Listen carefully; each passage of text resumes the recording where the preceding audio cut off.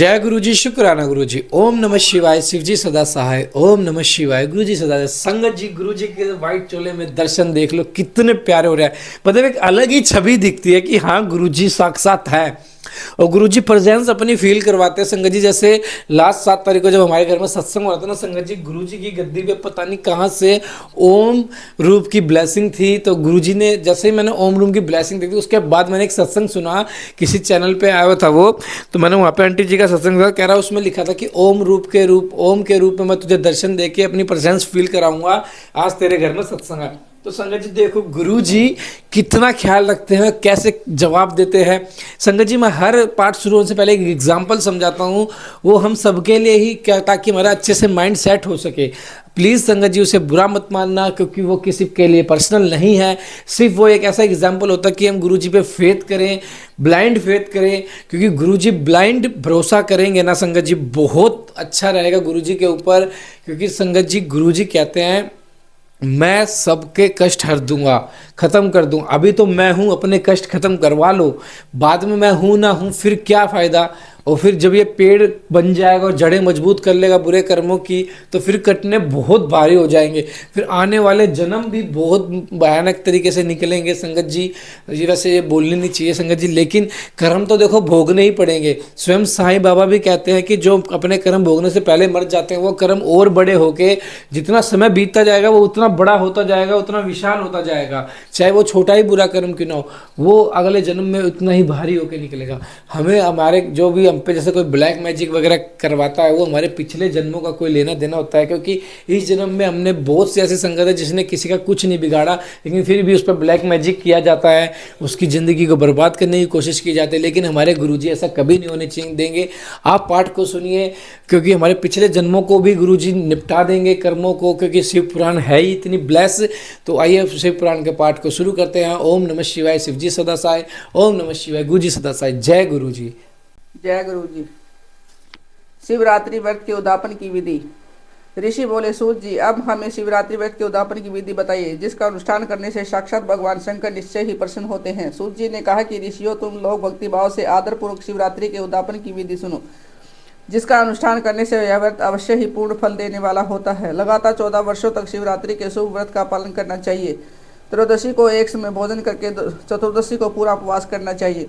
शिवरात्रि के दिन नित्य कर्म संपन्न करके शिवालय में जाकर विधि पूर्वक शिव का पूजन करें। तत्पश्चात यहाँ यत्न पूर्वक एक दिव्य मंडल बनवाएं, जो तीनों लोकों में गौरी तिलक नाम से प्रसिद्ध है। उसके मध्य भाग में दिव्य लिंग तो भद्र मंडल की रचना करें, अथवा मंडप के भीतर सर्वोत्तर भद्र मंडल का निर्माण करें। वहाँ पर प्रजापत्य नामक कलशों की स्थापना करनी चाहिए। वे शुभ कलश वस्त्र, फल और दक्षिणा के साथ ही होने चाहिए। उन सबको मंडप के पार्श्व भाग में यत्नपूर्वक स्थापित करें। मंडप के मध्य भाग में एक सोने का अथवा एक दूसरी धातु, तांबे आदि का बना हुआ कलश स्थापित करें। व्रती पुरुष इस कलश पर पार्वती सहित शिव की स्वर्णमयी प्रतिमा बनाकर रखें। यह प्रतिमा 1 तोले अथवा आधे तो पल सोने की होनी चाहिए, अथवा अपनी शक्ति हो, इसके अनुसार प्रतिमा बनवा ले। वाम भाग में पार्वती की और दक्षिण भाग में शिव की प्रतिमा स्थापित करके रात्रि में उसका पूजन करें। आलस्य छोड़कर पूजन का काम करना चाहिए। इसे कार्य में 4 ऋतुजों के साथ एक पवित्र आचार्य का वर्णन करें और उसकी सबकी आज्ञा लेकर भक्तिपूर्वक शिव की पूजा करें। रात को प्रत्येक पहर में पृथक पृथक पूजा करते हुए जागरण करें। व्यक्ति पुरुष भगवत संबंधी कीर्तन, गीत एवं नृत्य आदि के द्वारा सारी रात बिताए। इस प्रकार विधिवत पूजन पूर्वक भगवान शिव को संतुष्ट करके प्रातःकाल पुनः पूजन करने के पश्चात सविधि होम करे। फिर यथाशक्ति पर प्राजापत्य विधान करे। फिर ब्राह्मणों को भक्ति पूर्वक भोजन कराए और यथाशक्ति दान दे। इसके पश्चात वस्त्र, अलंकार तथा आभूषणों द्वारा पत्नी सहित ऋतुजों को अलंकृत करके उन्हें विधि पूर्वक पृथक पृथक दान दे। फिर आवश्यक सामग्रियों से युक्त बिछेड़ सहित गोका आचार्य को यह कहकर विधि पूर्वक दान दे कि इस दान से भगवान शिव मुझ पर प्रसन्न हो। तत्पश्चात कलश सहित इस मूर्ति को वस्त्र के साथ शिव की पीठ पर रखकर संपूर्ण अलंकारों सहित उसे आचार्य को समर्पित कर दें। इसके पश्चात हाथ जोड़कर मस्तक झुका बड़े प्रेम से गदगद वाणी में महाप्रभु महेश्वर देव से प्रार्थना करें। प्रार्थना। देव देव महादेव शरणागत वत्सल वृत्तानेन देवेश कृपा कुरु ममोपरि मया भक्त अनुसरेण मम वृत्तम एतत् कीर्तम शिव न्यूनम संपूर्णताम यातु प्रसादा तव शंकर।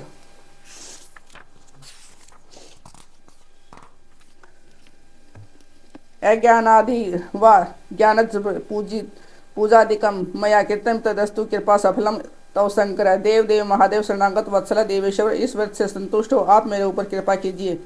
शिव शंकर, मैंने भक्ति भाव से इस व्रत का पालन किया है, इसमें जो भी कमी रह गई हो वह अपने प्रसाद से पूरी हो जाए। शंकर, मैंने अनजाने में या जानबूझकर जो भी जप पूजन किया है वह आपकी कृपा से सफल हो। इस तरह परमात्मा शिव को पुष्पांजलि अर्पण करके फिर नमस्कार एवं प्रार्थना करें।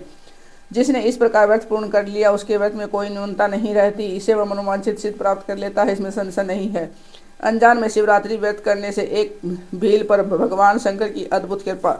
ऋषियों ने पूछा कि सूत जी, पूर्व काल में किसने एक उत्तम शिवरात्रि व्रत का पालन किया था और अनजान में भी इस व्रत का पालन करके किसने कौन सा फल प्राप्त किया था। सूत जी ने कहा कि ऋषियों, तुम सब लोग सुनो, मैं इस विषय में एक निषाद का प्राचीन इतिहास सुनाता हूँ जो सब पापों का नाश करने वाला है। पहले की बात है कि किसी वन में एक भील रहता था जिसका नाम था गुरुद्रोह। उसका कुटुंब बड़ा था तथा वह बलवान तथा क्रूर स्वभाव का होने के कारण ही क्रूरतापूर्वक कर्म में तत्पर रहता था। वह प्रतिदिन वन में जाकर मृगों को मारता और वही खाकर नाना प्रकार की चोरियां करता था। उसने बचपन से ही कभी कोई शुभ कर्म नहीं किया। इस प्रकार वन में रहते हुए दुरात्मा भील का बहुत समय बीत गया। तदंतर एक दिन बड़ी सुंदर एवं शुभ कारक शिवरात्रि आई, किंतु वह दुरात्मा घने जंगल में निवास करने वाला था,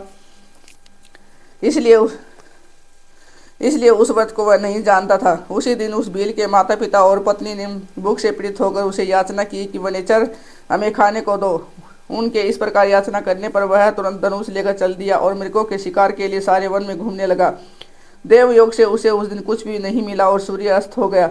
इससे उसको बड़ा दुख हुआ और वह सोचने लगा, अगर मैं क्या करूं, कहाँ जाऊं, अब तो कुछ नहीं मिला। घर में जो बच्चे हैं तो उनका तथा माता पिता का क्या होगा, मेरी जो पत्नी है उसकी भी क्या दशा होगी। अतः मुझे कुछ लेकर ही घर जाना चाहिए, अन्यथा नहीं। ऐसा सोचकर वह व्याघ्र एक जलाशय के समीप पहुंचा और वह जहाँ पानी में उतरने का घाट था वहां जाकर खड़ा हो गया। वह मन ही मन विचार करता था कि यहाँ कोई न कोई जीव पानी पीने के लिए अवश्य आएगा, उसी को मार करके तय हो उसे अपने साथ लेकर प्रसन्नतापूर्वक घर को जाऊंगा। ऐसा निश्चय करके वह व्याघ्र एक बेल के पेड़ पर चढ़ गया और वहीं जल साथ लेकर बैठ गया।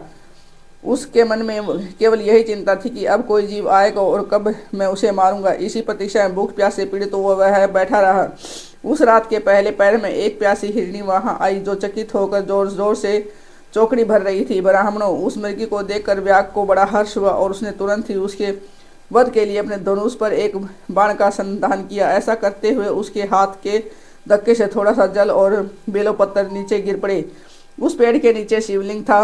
उक्त जल और बेलपत्र के शिव की प्रथम पहर की पूजा संपन्न हो गई। उस पूजा के माध्यम से उस व्याघ्र का बहुत सा पातक तत्काल नष्ट हो गया। वहां होने वाली खड़खड़ाहट की आवाज को सुनकर हिरणी ने भय से ऊपर की ओर देखा। व्याघ्र को देखते ही वह व्याकुल हो गई और बोली। मृगी ने कहा कि व्याघ्र, तुम क्या करना चाहते हो, मेरे सामने सच सच बताओ। हिरणी की यह बात सुनकर व्याघ्र ने कहा कि आज मेरे कुटुंब के लोग भूखे हैं, अतः तुमको मारकर उनकी भूख मिटाऊंगा, उन्हें तृप्त करूंगा। व्याघ्र का यह दारुण वचन सुनकर तथा जिसे रोकना कठिन था उस दुष्ट भील को बांध तारे देख मृगी सोचने लगी कि अब मैं क्या करूं, कहाँ जाऊं, अच्छा कोई उपाय रचती हूँ। ऐसा विचार कर उसने वहां इस प्रकार कहा। मृगी बोली, भील, मेरे मांस से तुमको सुख होगा। इस अनर्थकारी शरीर के लिए इससे अधिक महान पुण्य का कार्य और क्या हो सकता है। उपकार करने वाले प्राणी को इस लोक में जो पुण्य प्राप्त होता है उसका 100 वर्षों में भी वर्णन नहीं किया जा सकता। परंतु इस समय मेरे सब बच्चे मेरे आश्रम में ही हैं। मैं उन्हें अपनी बहन को अथवा स्वामी को सौंप कर लौट आऊंगी। वनेचर, तुम मेरी इस बात को मिथ्या न समझो, मैं फिर तुम्हारे पास लौट कर आऊंगी, इसमें संशय नहीं है। सत्य से ही धरती टिकी हुई है, सत्य से ही समुद्र अपनी मर्यादाओं में स्थित है, सत्य से ही निर्जरों से जल की धाराएं गिरती हैं और सत्य में ही सब कुछ स्थित है। सूत जी कहते हैं, मृगी के ऐसा कहने पर भी जब व्याघ्र ने उनकी बात नहीं मानी तो तब उसने अत्यंत विस्मित एवं भयभीत हो पुनः इस प्रकार कहना आरंभ किया। मृगी बोली, व्याघ्र सुनो, मैं तुम्हारे सामने एक ऐसी शपथ खाती हूँ जिससे घर जाने पर मैं अवश्य तुम्हारे पास लौट आऊंगी। ब्राह्मण यदि वेद बच्चे और तीनों काल संध्या न करे तो उसे जो पाप लगता है, पति की आज्ञा का उल्लंघन करके स्वेच्छा अनुसार कार्य करने वाली स्त्रियों को जिस पाप की प्राप्ति होती है कि वे उपकार को न मानने वाले, भगवान शंकर से विमुख रहने वाले, दूसरों से द्रोह करने वाले, धर्म को लांघने वाले तथा विश्वासघात और छल करने वाले लोगों को जो पाप लगता है उसी पाप से मैं भी लिप्त हो जाऊं यदि लौट कर न आऊं, यहाँ न आऊं। इस तरह उनके शपथ खाकर जब मृगी चुपचाप खड़ी हो गई तब उसे व्याघ्र ने उस पर विश्वास करके कहा कि अच्छा, तुम अब अपने घर जाओ, तब वह मृगी बड़े हर्ष के साथ पानी पीकर अपने आश्रम मंडल में गई। इतने में ही रात का वह पहला पहर व्याग के जागते जागते ही बीत गया। तब उसी हिरनी की बहन दूसरी मृगी, जिसका पहली ने समन किया था, उसी की राह देखती हुई जल पीने के लिए वहां आ गई। उसे देखकर भील ने स्वयं बाण को तरकस से खींचा। ऐसा करते समय पुनः पहले की भांति भगवान शिव के ऊपर जल और बिल्व पत्र गिरे। उसके द्वारा महात्मा शंभु की दूसरे पहर की पूजा संपन्न हो गई। यद्यपि यह प्रसंग वश ही हुई थी तो भी व्याग के लिए सुखदायिनी हो गई। मृगी ने उसे बाण खींचते देख पूछा, मनेचर यह क्या करते हो? व्याग ने पूर्वोत्तर उत्तर दिया, मैं अपने भूख कुटुंब को तृप्त करने के लिए तुझे मारूंगा। यह सुनकर वह मृगी बोली। मृगी ने कहा, व्याग मेरी बात सुनो, मैं धन्य हूँ, मेरा देह धारण सफल हो गया, क्योंकि इस अनित्य शरीर के द्वारा उपकार होगा, परंतु मेरे छोटे छोटे बच्चे घर में हैं, अतः मैं एक बार जाकर उन्हें अपने स्वामी को सौंप दूं, फिर तुम्हारे पास लौट आऊंगी। व्याग बोला, तुम्हारी बात पर मुझे विश्वास नहीं है, मैं तुझे मारूंगा, इसमें संशय नहीं है। यह सुनकर वह हिरणी भगवान विष्णु की शब्द खाती हुई बोली, व्याग मैं जो कुछ कहती हूँ उसे सुनो। यदि मैं लौट कर न आऊँ तो अपना सारा पुण्य हार जाऊँ, क्योंकि जो वचन देकर उसे पलट जाता है वह अपने पुण्य को हार जाता है।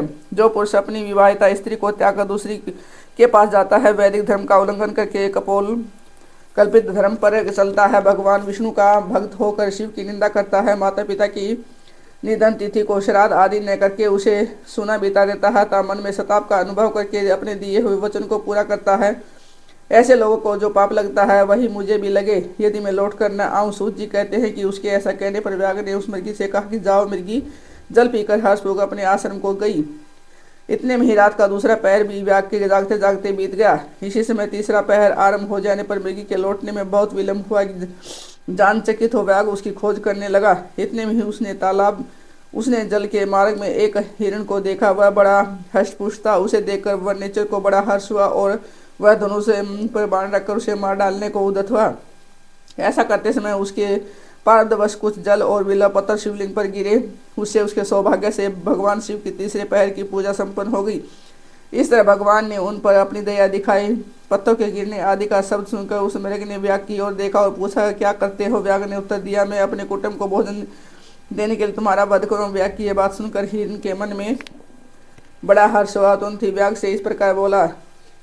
हिरण ने कहा कि मैं धन्य हूँ, मेरा हष्ट पुष्ट होना सफल हो गया, क्योंकि मेरे शरीर से आप लोगों की तृप्ति होगी। जिसका शरीर परोपकार कार्य काम में नहीं आता, उसका सब कुछ व्यर्थ चला जा गया हो। जो सामर्थ्य रहते हुए भी किसी का उपकार नहीं करता, उसकी वह सामर्थ्य व्यर्थ चली जाती है तथा वह परलोक में नरकगामी होता है। परंतु एक बार मुझे जाने दो, मैं अपने बालकों को अपनी माता के हाथ में सौंप कर और उन सबको धीरज बंधा कर यहाँ लौट आऊँगा। उसके ऐसा कहने पर व्याघ्र मन ही मन बड़ा विस्मित हुआ।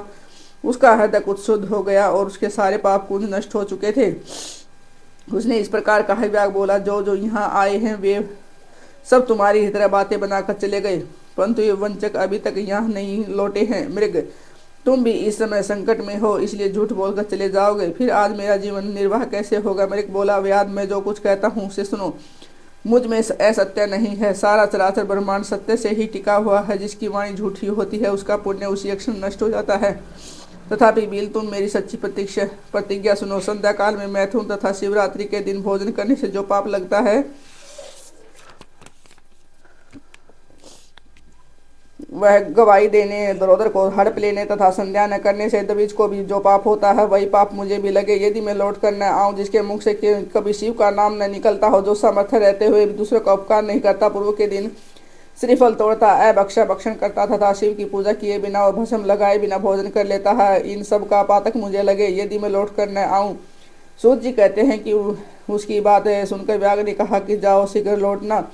व्याघ्र के ऐसा कहने पर मृग पानी पीकर चला गया। वे सब अपने आश्रम पर मिले।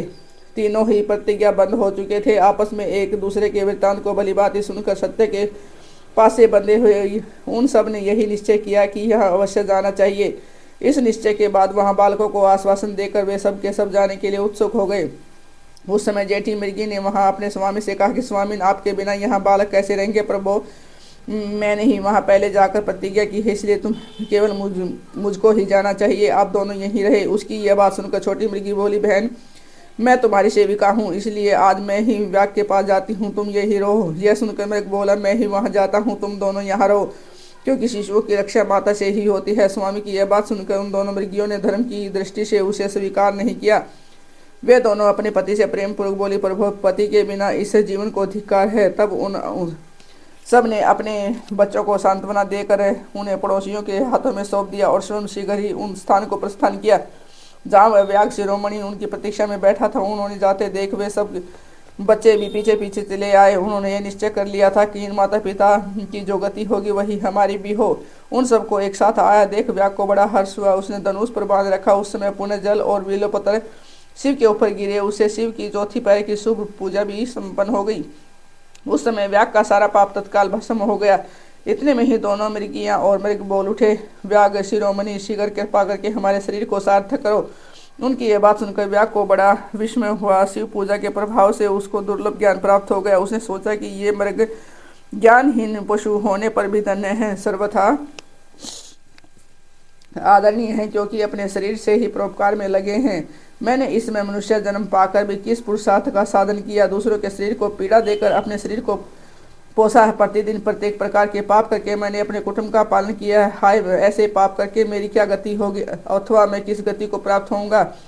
मैंने जन्म से लेकर अब तक जो पातक किया है उसका इस समय मुझे स्मरण हो रहा है। मेरे जीवन को धिक्कार है। इस प्रकार ज्ञान संपन्न होकर व्याघ्र ने अपने बाण को रोक लिया और कहा कि श्रेष्ठ मेरे को तुम जाओ, तुम्हारा जीवन धन्य है। व्याघ्र के ऐसा कहने पर भगवान शंकर तत्काल प्रसन्न हो गए। उन्होंने व्याघ्र को अपने सम्मानित एवं पूजित स्वरूप का दर्शन कराया तथा कृपा पूर्वक उसके शरीर का स्पर्श करके उसे प्रेम से कहा कि भील, मैं तुम्हारे व्रत से प्रसन्न हूँ, वर मांगो। व्याघ्र भी भगवान शिव के इस रूप को देखकर तत्काल जीवन मुक्त हो गए और मैंने सब कुछ पा लिया यो कहता हुआ उनके चरणों के आगे गिर पड़ा। उसके इस भाव को देखकर भगवान शिव भी ही मन बड़े प्रसन्न हुए। उन्हें गुह नाम देकर कृपा दृष्टि से देखते हुए उन्हें इसे दिव्य वर दिए।